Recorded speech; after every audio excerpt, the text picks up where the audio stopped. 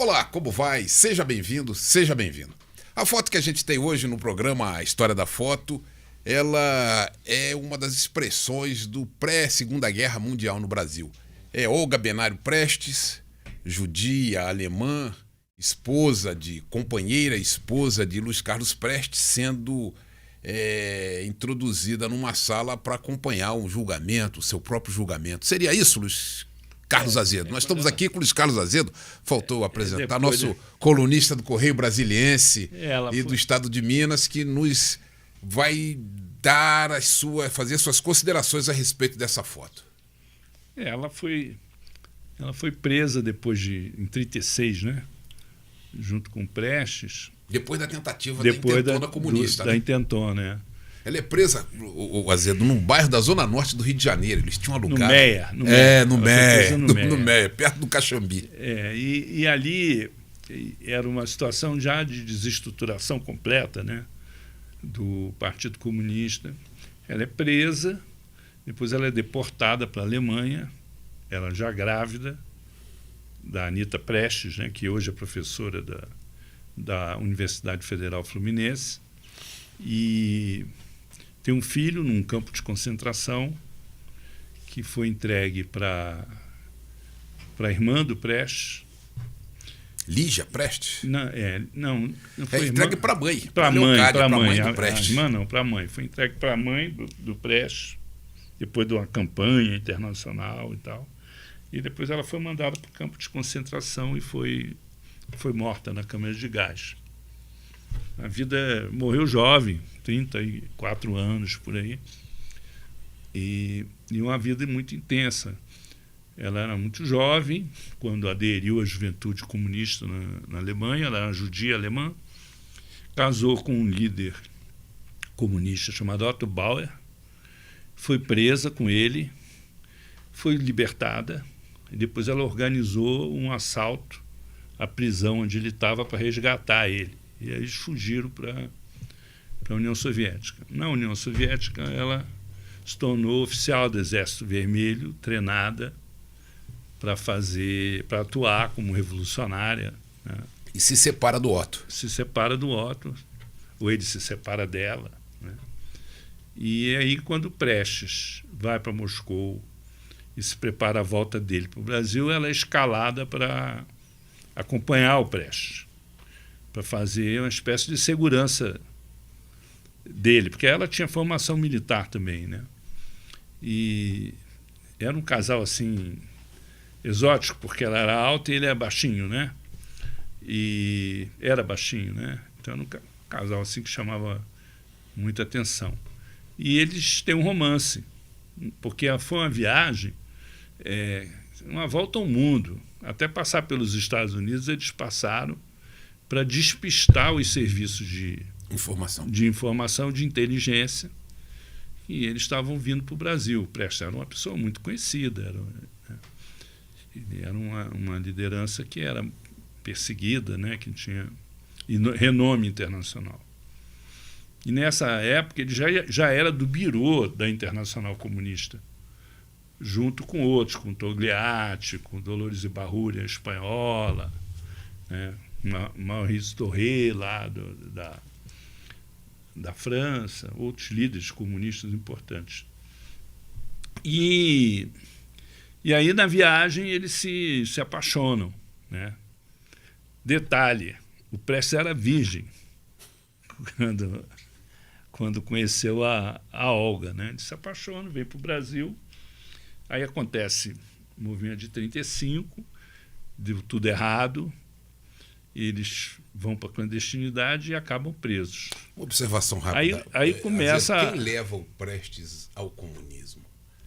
O Prestes teve... Foi o Astrogildo Pereira. O Prestes teve um sucesso na coluna. Ele se interna na Bolívia e o Astrogildo pega uns livros marxistas, uns livros do Lenin, bota numa mala, vai para a Bolívia e entrega para o Prestes ler. Aí ele lê os livros e aí ele se converte ao comunismo, mas ele vai entrar no movimento comunista através do Guioldi, Antônio Guioldi lá na Argentina, que era o representante da Internacional Comunista na América do Sul. Ele vai por lá, né?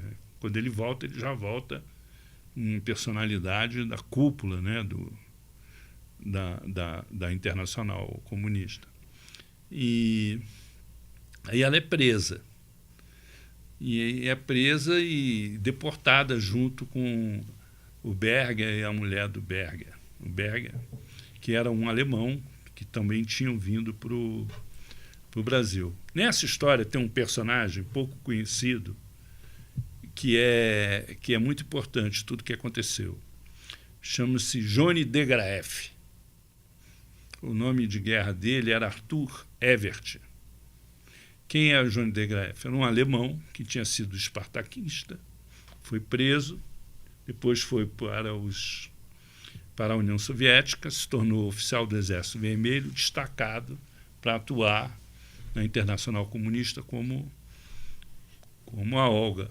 E ele vai para a China, ele participa do Levante na China, junto com o Arthur Evert, o Berger, que era o alemão, o outro alemão, e a mulher do Berger, que foi deportada para a Alemanha junto com a Olga. E morre também. E da China, depois eles são mandados para cá, esses três. E aí, ele, na verdade, era um espião inglês. Ele era um agente inglês. E ele entrega todo mundo. Ele era o cara encarregado de explodir o cofre lá da casa onde o Prestes estava, com os documentos todos e tal. Aquela coisa de que o cofre não explodiu porque ele preparou para não explodir. E aí surge a desconfiança em relação a ele por parte do Berger, da mulher do Berger, que tinham estado com ele na China, onde tinha acontecido mais ou menos a mesma coisa.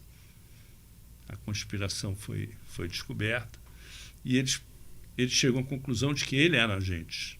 Ele já teria provocado uma traição na China? E aí eles chegam à conclusão de que ele era agente, de fato era. E aí, por causa dessa desconfiança, o Berger é torturado, enlouquece, deixa de ser um problema, mas as duas mulheres passam a ser um problema para ele. Por isso é que elas são deportadas para a Alemanha. Ele, inclusive, recebeu uma mensagem de agradecimento do Getúlio pelos serviços prestados, o de Graeff. E o de Graeff, ele teria esvaziado, então, 35, o movimento revolucionário de 35. Ele entregou tudo.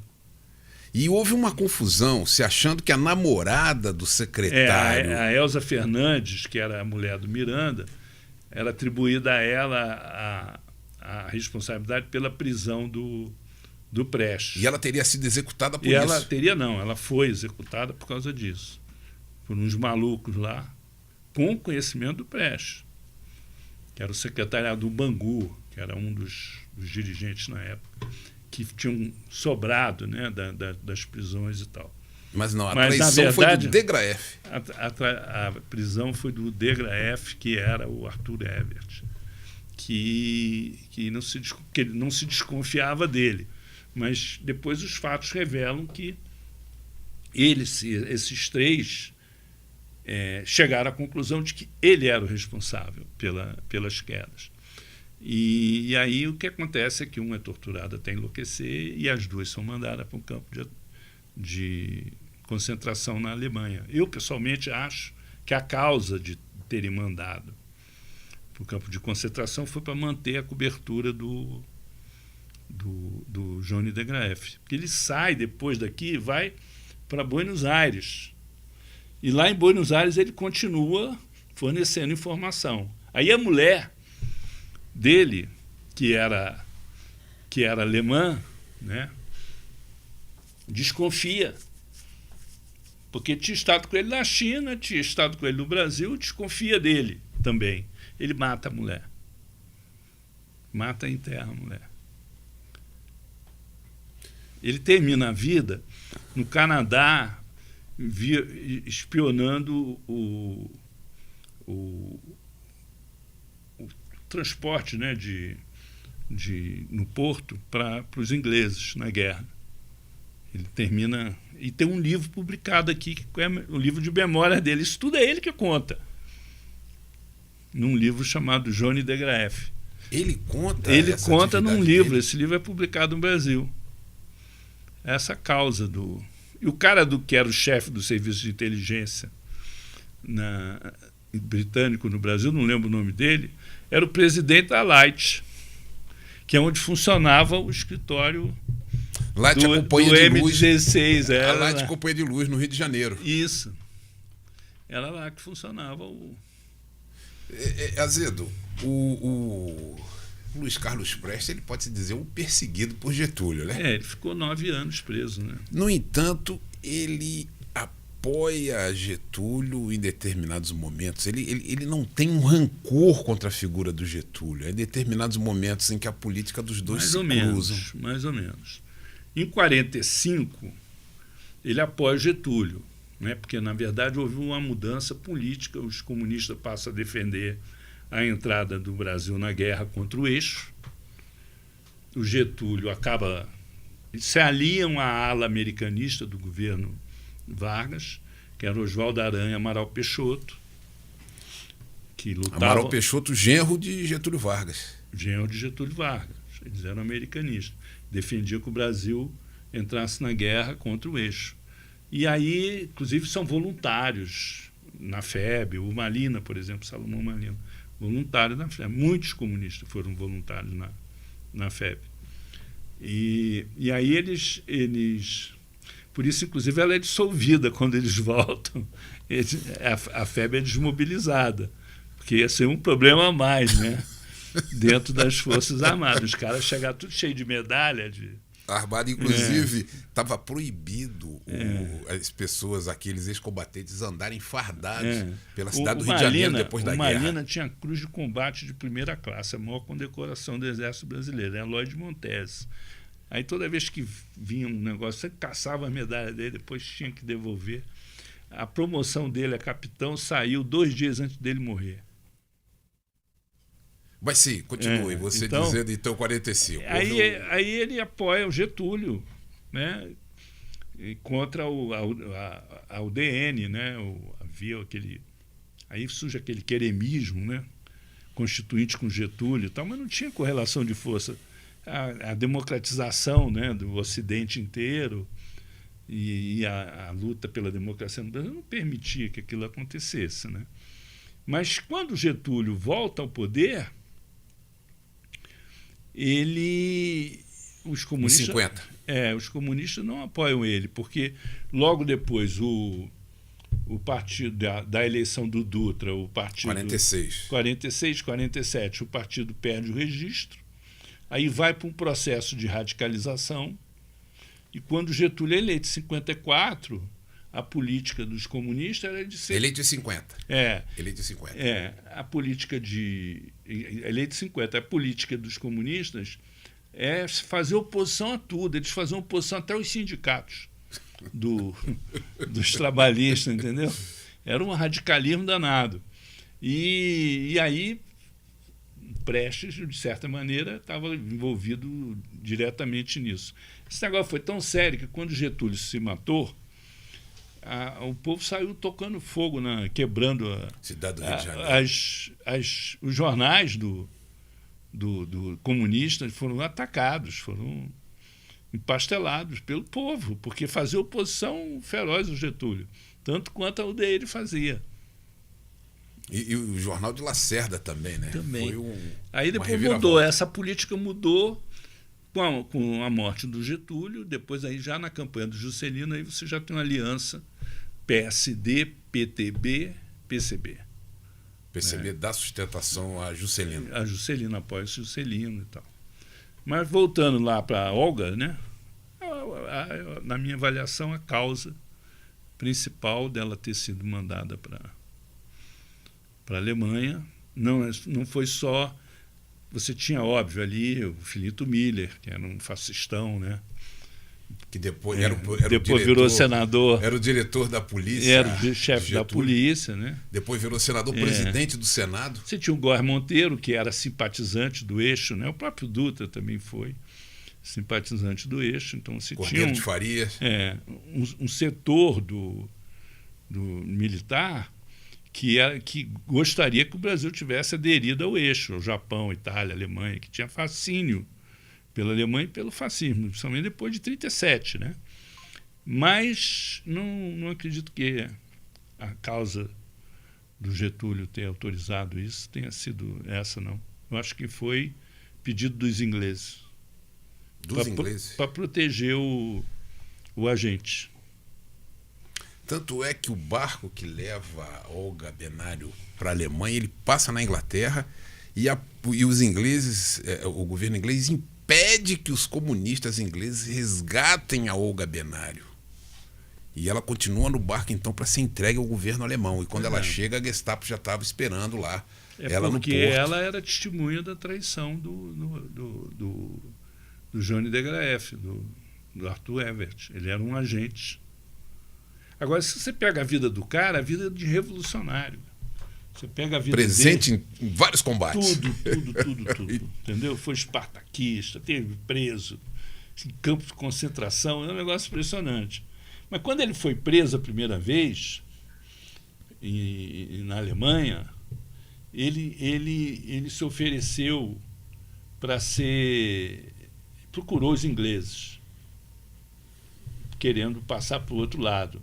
Os caras não aceitaram. Aí ele foi para a União Soviética e ele avaliava que a única maneira dele sair da União Soviética, porque entrava e para sair não era assim, né? Era ele ir para a Internacional. Então ele se forma oficial do Exército Vermelho e vai atuar na Internacional. E aí ele restabelece o contato com os ingleses, e aí dessa vez os ingleses dizem assim, tudo bem, mas você vai trabalhar para nós aí. E ele vira agente inglês, entendeu? Essas foram as considerações do jornalista Luiz Carlos Azedo a respeito da foto em que Olga Benário Prestes é levada para um julgamento que leva então à deportação dela para a Alemanha. Queríamos agradecer a sua audiência por ter nos acompanhado e agradecer ao jornalista Luiz Carlos Azedo por ter participado de mais A História da Foto. Muito obrigado, até uma próxima vez.